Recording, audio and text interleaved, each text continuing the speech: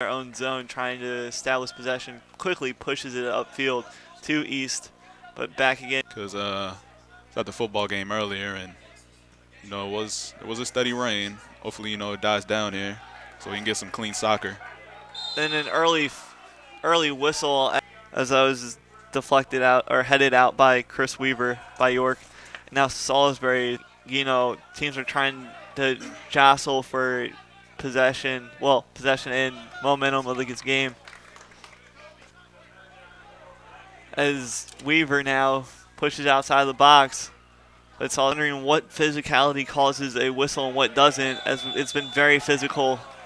And Chris towards midfield, and Cornish now controls it for Salisbury up to Tanner East. Just to throws in up towards midfield, but taken away. And now Chris Weaver, and now Salisbury resets their offense and is pushing it upfield. Nice footwork there by Perry, and he tries to set it up, getting it back to McNeil. Who now centers it on that far side. That side McNeil wanted The boost that Salisbury needs, Exactly, as McNeil centers it now on that far side. As McNeil tries to rush quickly to the ball. And he with the York defender.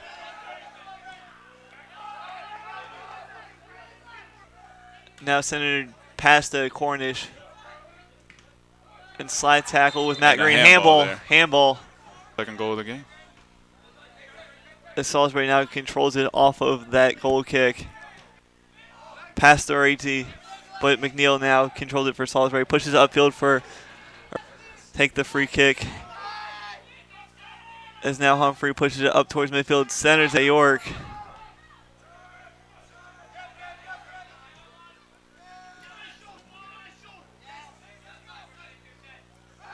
Yeah, nice slide tackle attempt, and Salisbury had a goal wiped away. Early, that was first 15 minutes of the game. As Matt Green throws it in. No, excuse me, as McNeil comes over to help him out.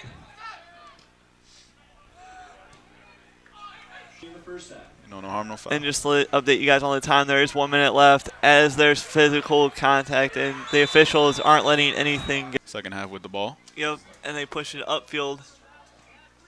And Salisbury's there to deflect it, send it.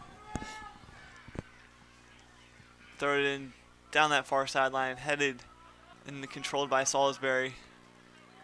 Yeah, cooler heads need to prevail for both teams. You cannot. As now Salisbury looks to boot it into the box, like from a free kick to Cornish. McNeil, or Becker, one of the two.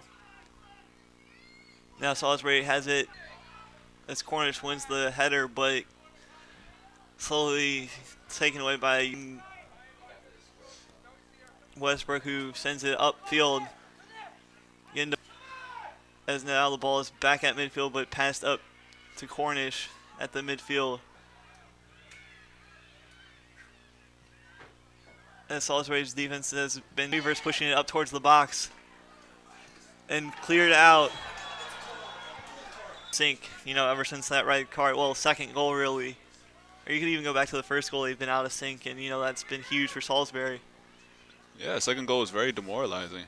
Because defensively, they played well. It was more of a slide tackle than anything. He was just sliding to get, kick the ball.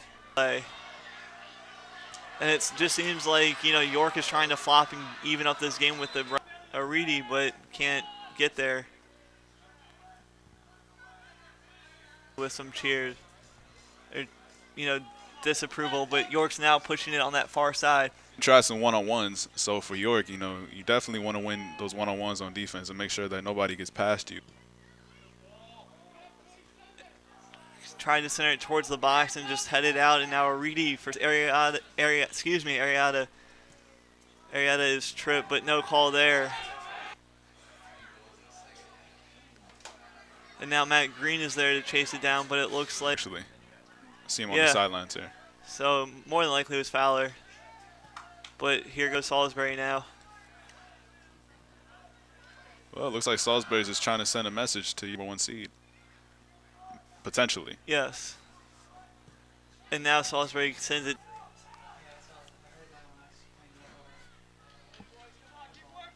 Now Larry, he thought. But Salisbury now sends the ball in motion back upfield. A little.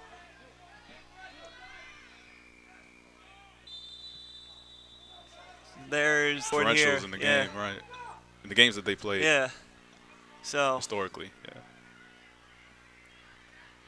yeah. it seemed like players were just standing around there for a minute. Yeah, looked like Tanner East was looking for it. And now we are about 2 minutes left to play here in the second half. As Salisbury leads 3-1, and the ball is being fought over at midfield, and there's a slide tackle, and it will be a foul. Into the box, is able to find someone kicked out by Salisbury and saved by Staley.